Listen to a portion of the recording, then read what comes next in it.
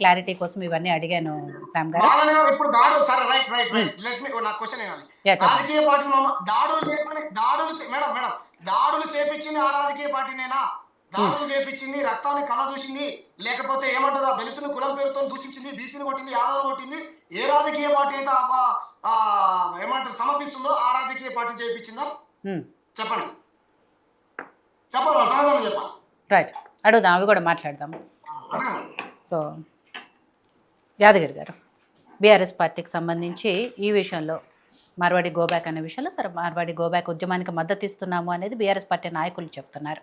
కానీ ఇక్కడ మీరే వాళ్ళ వెనకుండే నడిపిస్తున్నారు. అసలు ఈ ఉద్యమానికి ఆజ్యం పోస్తుందే బీఆర్ఎస్ పార్టీ అనే ఒక సరికొత్త వాదన కూడా వినిపిస్తుంది. కాబట్టి ఏం చెప్పదలుచుకున్నారు? ఎందుకంటే మనం కూడా ఇందాక నేను అన్నట్టు చాలామంది మన వాళ్ళు ఇక్కడ ఇతర రాష్ట్రాలకే కాకుండా వేరే దేశాలకు వెళ్ళి కూడా వ్యాపారాలు చేస్తున్నారు, వాటిల్లో రాణిస్తున్నారు, అన్నీ ఉన్నారు. అట్లాంటప్పుడు అట్లనే వాళ్ళు కూడా రాజస్థాన్ నుంచో గుజరాత్ నుంచో ఇంకెక్కడి నుంచో వచ్చి వ్యాపారాలు చేసుకున్నారు. వాళ్ళ మీద అభ్యంతరాలు ఏంటి? సడన్గా ఎందుకు ఇంత ఉద్యమం లేపుతున్నారు? ఇవన్నీ కూడా. ముందుగా మీకు ప్యానల్లో ఉన్న వారికి టీవీ ప్రేక్షకులకు నమస్తే. మార్వాడి గోబ్యాక్ అనేది గతంలో టీఆర్ఎస్ పార్టీ పుట్టిందే మన తెలంగాణ సంస్కృతిని నీళ్లు నియామకాలు నిధులు అనే దానితోటి అదే ఈ తెలంగాణ సంస్కృతి సంప్రదాయాలను కూడా ఉమ్మడి ఆంధ్రప్రదేశ్లో కొన్ని మనకు అనగదొక్కిరు కాబట్టి అన్ని రకాలుగా మనం ఇబ్బంది పడ్డాం కాబట్టి ఒక తెలంగాణ ఉద్యమం ఏర్పాటు చేసుకొని మన పక్క రాష్ట్రమైనటువంటి తెలుగు రాష్ట్రమైన వాళ్ళ మీద మనం పోరాటం చేసి మనకు కావాల్సిన దానికోసం తెలంగాణ సాధించుకున్నాం. అదేవిధంగా ఈరోజు సరే ఒక దళితుని మీద బహుజనుల మీద మార్వాడీలు దాడి చేయడం అనేది చాలా బాధాకరమైన విషయం. వాళ్ళు ఆ విధంగా చేసేది కాకుండే, ఎందుకంటే ఇంకొకటి ఏంటంటే ఈరోజు జరిగినది కూడా వాళ్ళకు సంబంధించిన తెలంగాణ రాష్ట్ర కమిటీ అని, అసలు తెలంగాణ రాష్ట్ర అధ్యక్షుడు అంటే ఆయన తెలంగాణ రాష్ట్రానికి సంబంధించిన ఆయనే కాదు, ఆయన తెలంగాణ రాష్ట్ర అధ్యక్షుడు అని పెట్టుకొని ఒక ప్రెస్ మీట్ పెట్టుకొని వాళ్ళు ఎక్కడన్నా విచారం వ్యక్తం చేస్తలేరు. మేము ఇంకా యూనిట్గా వాళ్ళు యూనిట్ అవుతున్నారు, మమ్మల్ని ఎవరు వెళ్ళగొడతారు అని చెప్పేసి. ఇంకోటి ఈరోజు ఒక సమావేశంలో నిజంగా చెప్పాలంటే మేము మార్వాడీలు గుజరాతీలు 6 గంటలకు లేచి మేము వ్యాపారాలు చేసుకుంటాం, తెలంగాణ వాళ్ళు ఒక 1000 రూపాయలు 2000 వస్తే వాళ్ళు తాగి పండుకుంటారు అనేది అసలు నిజంగా చెప్పాలంటే చాలా తెలంగాణ బిడ్డలు అనేటోళ్ళు ప్రతి వాళ్ళు చాలా బాధపడవలసిన విషయం. అలాంటి వాళ్ళు మనల్ని విమర్శించకుండా మన రాష్ట్రంలో ఉండడం అనేది అది ఎవరు హర్షించదగ్గ విషయం కాదు. ఎందుకంటే నిజంగా చెప్పాలంటే గతంలో ఉన్నటువంటి మార్వాడీలు ఒక 50 సంవత్సరాల క్రితమో ఒక 40 సంవత్సరాల క్రితం వాళ్ళు వచ్చి పూర్వీకులు అటువంటి హైదరాబాదులో స్థిరపడిన వాళ్ళు హైదరాబాదులో వ్యాపారం చేసుకుంటూ ఉంటారు. వాళ్ళతోటి మనకేం ఇబ్బంది జరగడం లేదు. కానీ ఈరోజు ఏమైందంటే వాళ్ళు ఒక యూనిటీ అనేది క్రియేట్ చేసుకొని కొత్తగా మనం ఇప్పుడు 14 తర్వాత కేంద్రంలో మోడీ గారి ప్రభుత్వం వచ్చిన తర్వాత ఒకే దేశం ఒకే వ్యాపారం అనుకుంటా అసలు భారతదేశంలో మార్వాడీలు గుజరాతీలు అసలు హైదరాబాదులోనే ఉన్నటువంటి వాళ్ళు ఈరోజు గ్రామాలకు మండలాలకు జిల్లాలకు మార్వాడీలు గుజరాతీలు పోయి మన సంస్కృతిని మన పండుగలను నిజంగా వాళ్ళు విమర్శించుకుంటా మన వ్యాపారాలను కూడా నిజంగా చెప్పాలంటే కోమట్లు కానీ విశ్వబ్రాహ్మణులు కానీ స్వర్ణకారులు కానీ చేనేత వ్యాపారులు కానీ నాయి బ్రాహ్మణులు కానీ పల్లెల్లో ప్రతి రైతు కుటుంబానికి కూడా వాళ్ళు ఏదో అన్ని రకాల కుల వృత్తుల వాళ్ళు రైతులకు కానీ రైతు కూలీలకు కానీ వాళ్ళు ఒక చేనేత వ్యాపారులు కానీ బట్టల వ్యాపారులు కానీ అక్కడ ఉన్నటువంటి వారికి ఏమంటారు దాన్ని వాళ్ళు ఇచ్చి తర్వాత తీసుకునే సందర్భాలు గతంలో పల్లెల్లో ఉండేది, అప్పియడం కానీ.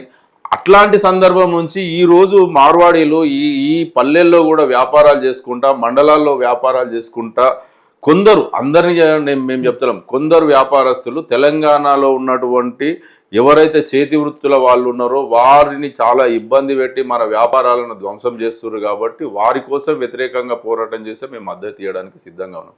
ఎందుకంటే నిజంగా బీఆర్ఎస్ పార్టీ అధికారంలో ఉన్నప్పుడు ఎందుకు మాట్లాడలేదు? కనీసం ఉద్యమం టైంలో కూడా ఆంధ్ర పెత్తందారులు ఆంధ్ర కాంట్రాక్టర్లు గోబ్యాక్ అన్నారు తప్పితే ఈ విషయాన్ని ఎక్కడ కూడా మీరు తెర మీదకి తీసుకురాలేదు. ఇప్పుడు ఎందుకు మాట్లాడుతున్నారు? ఈ రోజు ఈ సంఘటన జరిగింది కాబట్టి దీన్ని ఇప్పుడు ఎప్పుడో ఒకసారి దీని మీద బయటకు వస్తేనే కదండి మాట్లాడేది. ఇప్పుడు ఇంకొకటి ఏంటంటే అసలు నిజంగా చెప్పాలంటే తెలంగాణలోనే అన్ని రకాల సహజ వనరులు ఉన్నాయి, ముడి సరుకులు ఉన్నాయి. ఇప్పుడు ఒక గ్రానైట్ వ్యాపారం ఉన్నదంటే తెలంగాణలోనే ఉన్నాయి గ్రానైట్ కంపెనీలు. వాళ్ళే అదేవిధంగా చేనేత వ్యాపారాలు, ప్రతి వ్యాపారానికి సహజ వనరులు ఈ రాష్ట్రంలో ఉంటే మనకి ఇక్కడ జరిగే వాళ్ళు ఏం చేస్తారు, వ్యాపారాలు ఇక్కడ చేసుకొని మన వ్యాపారస్తుల మీద వాళ్ళు దాడులు చేయడం కోసం, మన వ్యాపారాలను తగ్గించడం కోసం వాళ్ళందరూ ఏంటంటే నిజంగా పెట్టుబడిదారులు వాళ్ళకు వెనుక ఉండి వాళ్ళు ఎక్కడైతే మండలాల్లో గ్రామాల్లో ఈ రోజు కొత్తగా వ్యాపారాలు చేసుకోవడం కోసం పోతున్నారో వాళ్ళు అక్కడ పోయిన తర్వాత మన వాళ్ళు, మన అన్ని కుల వృత్తుల వాళ్ళు, చేనేత వ్యాపారులు కావచ్చు, స్వర్ణకారులు కావచ్చు, ప్రతి వాళ్ళు ఎక్కడ వ్యాపారం చేసినా కూడా మన వాళ్ళు వడ్డీ వ్యాపారం, మనం ఒకవేళ ఒక షాప్ పెట్టాలంటే పక్క నుంచి వడ్డీ వ్యాపారం చేసుకుని ఆ వడ్డీలు కట్టడం కోసమే మనకి ఇబ్బంది జరుగుతుంది. కానీ వాళ్ళకి నిజంగా చెప్పాలంటే వాళ్ళ కమ్యూనిటీలు కానీ వాళ్ళకి సంబంధించిన పెద్ద పెద్ద వ్యాపారస్తులు కానీ వాళ్లకు ఫ్రీగా వడ్డీ లేని అప్పు ఇచ్చుకుంటూ వారికి సపోర్ట్ చేసుకుంటూ, ఎందుకంటే ప్రతిదీ మ్యానుఫ్యాక్చరింగ్ కంపెనీలు కూడా ముడి సరుకులు కానీ ప్రతిదీ మ్యానుఫ్యాక్చరింగ్ కంపెనీలు కూడా వాళ్ళ చేతుల్లోనే ఉన్నాయి కాబట్టి వాళ్లకు ఆ విధంగా అప్పు ఇవ్వడం కోసం వడ్డీ లేకుండా రుణాలు ఇవ్వడం, ట్యాక్సీ లేకుండా చేయడం. వాస్తవంగా చెప్పాలంటే మండలాల్లో గ్రామాల్లో చిన్న చిన్న వ్యాపార సంస్థలు ఇప్పుడు మన దానికి ప్రతిదానికి ఆన్లైన్ ట్రాన్సాక్షన్ జరుగుతుంటాయి, ప్రతిదానికి బిల్లు ఉంటుంది. కానీ నిజంగా చెప్పాలంటే కొన్ని షాపులలో వాళ్ళకు బిల్లు ఉండదు, రిసిప్ట్ మీద రాసి ఇచ్చేస్తారు, అంటే గవర్నమెంట్కు ట్యాక్సీ కట్టరు. అలాంటి సందర్భంలో ఈ తెలంగాణకు బిడ్డలకు అన్యాయం జరుగుతుంది కాబట్టి, అన్ని చేతి వృత్తుల వాళ్ళకు కూడా అన్యాయం జరుగుతుంది కాబట్టి అసలైన నిజంగా గుజరాతీలు హైదరాబాద్లో స్థిరపడ్డ వాళ్ళు మనకి ఇబ్బంది పెట్టని వాళ్ళ కోసం మనకి ఏ రకమైన పంచాయతీ లేదు. గతంలో కూడా తెలంగాణ ఉద్యమంలో కూడా ఎవరి పనులు వాళ్ళు చేసుకుంటే వారి మీద మనకేం ఉద్యమం లేదు. ఎక్కడైనా మీరు ఇడ్లీ బండి పెట్టుకోవచ్చు, మీ వ్యాపారాలు మీరు పెట్టుకోవచ్చు, కానీ మా నీళ్లు నియామకాలు మా మీద మీకు ఇబ్బంది జరిగినప్పుడు మాత్రమే మీరు మా మీద పెత్తనం చెలాయించవద్దు అని చెప్పేసి మన రాష్ట్రం కోసం మనం పోరాటం చేసాం.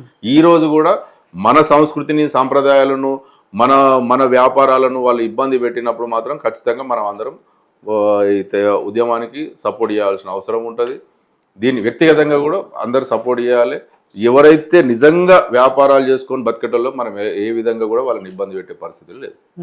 అదే చూసే వాళ్ళు కూడా ఒక కామెంట్ పెట్టారు, సూరత్ అహ్మదాబాద్లో చాలా ఆనందంగా తెలంగాణ వాళ్ళందరూ కలిసి ఉంటున్నారు, ఇక్కడ మాత్రమే రాజకీయాలు చేస్తున్నారు అని. నేను ఇందాక నుంచి కూడా అదే అడుగుతున్నాను. మన వాళ్ళు వెళ్ళి అక్కడ వ్యాపారాలు చేసుకున్నప్పుడు ఎటువంటి సమస్య ఉండట్లేదు, ఇక్కడ వాళ్ళు వ్యాపారాలు చేసుకుంటే మాత్రం ఎందుకు సమస్యలు వస్తున్నాయి అని. ఇప్పుడు అక్కడ ఉన్న వాళ్ళు, అక్కడ ఉన్నటువంటి సూరత్లో ఉన్న వాళ్ళని మన తెలంగాణ బిడ్డలు ఎవరైనా దాడి చేస్తురా? ఎవరు వ్యాపారం మనం ఇక్కడ వ్యాపారం చేసుకోమనే చెప్తున్నాం. మన వ్యాపారాలను మనం తక్కువ చేయొద్దని చెప్తున్నాం, మన మీద దాడి చేయొద్దని చెప్తున్నాం. అదేవిధంగా ఇప్పుడు ఒక టౌన్లో ఒక షాప్ ఉన్నదని అంటే, ఇప్పుడు సోదరులు చెప్పారు కదా, 1 లక్ష రూపాయలు ఒక షటర్కి అడ్వాన్స్ ఇచ్చిరంటే వాళ్ళు అదే షటర్కు 2 లక్షలు ఇచ్చేసి మన ఎవరైతే ఓనర్ ఉన్నో వారితోటే మనల్ని పక్క చెప్పించి మన వ్యాపారం మీద దెబ్బతీయడానికి ప్రయత్నం చేస్తారు. వాళ్ళకి యూనిటీ ఉంటుంది, వాళ్ళకి వడ్డీ లేని రుణాలు ఇస్తారు కాబట్టి మనకు రుణం తీసుకోవాలంటే అధిక వడ్డీలు కట్టలేక మనకి ఇబ్బంది జరుగుతుంది కాబట్టి మనకి ఇబ్బంది జరుగుతుంది. ఇప్పుడు ఏ పల్లెటూరులో చూడండి, స్వర్ణకారులు ఎక్కడన్నా గతంలో ఒక పల్లెటూరులో పెళ్లి జరగాలంటే స్వర్ణకారులు ఏదైతే పెళ్లికి వస్తువు తీసుకుపోయి పుస్తెమట్టెలు వాళ్ళు చేసి ఇచ్చేది. ఈ రోజు ఉంది ఆ పరిస్థితి. ప్రతి విషయంలో ఎక్కడైనా సరే వీళ్ళు ఈరోజు మనకు ఇబ్బంది పెట్టని వాళ్ళు ఉన్నంత వరకు మనం ఎవరిని ఏమీ చేయలేము. కానీ మన తెలంగాణ బిడ్డల మీద దాడి చేసినప్పుడు మాత్రం మనం కూడా వారికి వ్యతిరేకంగా పోరాటం చేయడం కోసం సిద్ధంగా. రైట్. సుప్రీం గారు, ఇందాక శ్యామ్ గారు ఒక ప్రశ్న అడిగారు, ఏదైతే రాజకీయ పార్టీలు ఆయన వెనుకుండి నడిపిస్తున్నాయి, లేదు డబ్బుల కోసమో మార్వాడీల్ని బెదిరించి వాళ్ళ దగ్గర డబ్బులు అండుకోవటం కోసమో ఇలాంటి ఉద్యమాలు చేస్తున్నారు అని చెప్పి మాధవీలత గారు, రాజాసింగ్ గారు, సంజయ్ గారు వీళ్ళందరూ కూడా శామ్ గురించో అలాంటి వాళ్ళ గారి గురించో మాట్లాడారు. కాబట్టి అదే విషయం ఆయన నేను అడిగినప్పుడు చెప్పారు, ఏదైతే దాడి జరిగిందో ఆ దాడి వెనక ఆ సపోర్టర్స్ ఏదైతే